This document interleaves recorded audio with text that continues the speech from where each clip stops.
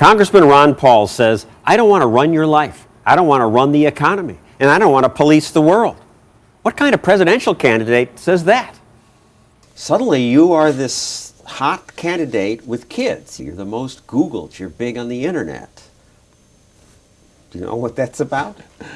Not completely. I love it. I always thought freedom ideas were young ideas. You know, in history, freedom is a young idea. Tyranny is an old idea. Young people tend to be more principled, and they like that, and they know I've been dedicated to the principles of the Constitution, and they welcome the idea of somebody that talks about leaving them alone, letting them run their own lives. And leaving people alone is not something I often hear politicians talk about. That's sad, and I tell people the reasons I run for president not because of the things I want to do, but more because of the things I don't want to do. I don't want to run your life, and I don't want to run the economy, and I don't want to police the world. But who's going to do it if you politicians don't do it? That's what some people wondered. But you know, I think what's happened though is the failure of government is becoming more evident than ever before, especially in this country. You know, the failure of taking care of the victims of Katrina, the failure of the war, the bankruptcy of the Social Security system. The government hasn't protected us from lead in paints, you know, on and on. It just goes on. Is the answer more government, more protection? Some people are arguing that, and of course I take the position that government interferes too often. We become complacent and depend on the government to protect us, and they fail, and they don't provide the services that they claim. You know, we've had the government involved in our medical care system since the early 70s. We've had managed care, and all of a sudden nobody's happy with it. So now the choice is, did we have too much government, or do we need, you know, a single payer? Should we move toward a socialized system, or should we look to the marketplace to help us sort out the problems we have in medicine? My argument, of course, is always looking for the answers in the free market, in private choices, and individuals dealing with those problems, rather than depending on the state, which generally will support maybe the special interests. Like today, too many corporations benefit from our medical care system. You oppose government funding for health insurance for poor children. This makes you alone in politics, just about.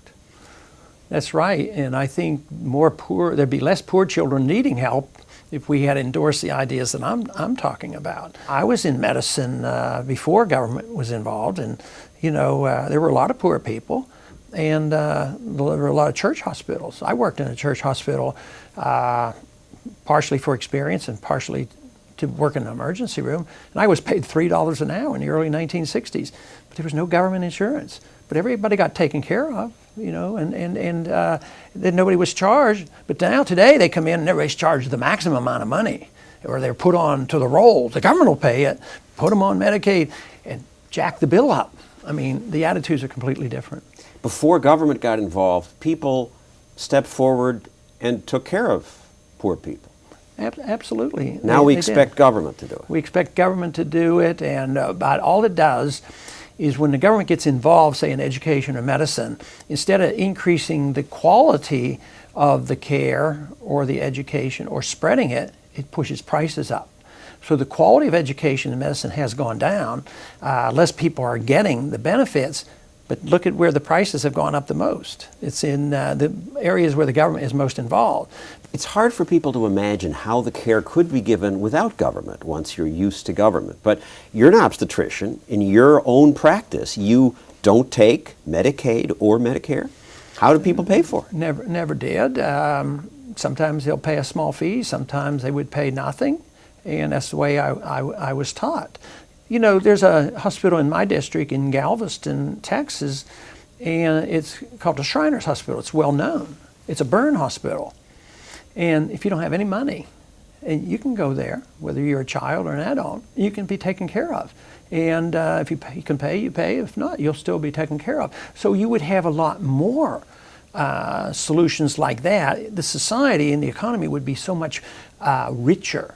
We'd be richer because government wouldn't be taking 40% of the money in taxes? That's right. I wouldn't have an income tax. I wouldn't be taxing people to run the educational system or running the medical system. This is hard for people to imagine. Medicare, free medicine for people your age.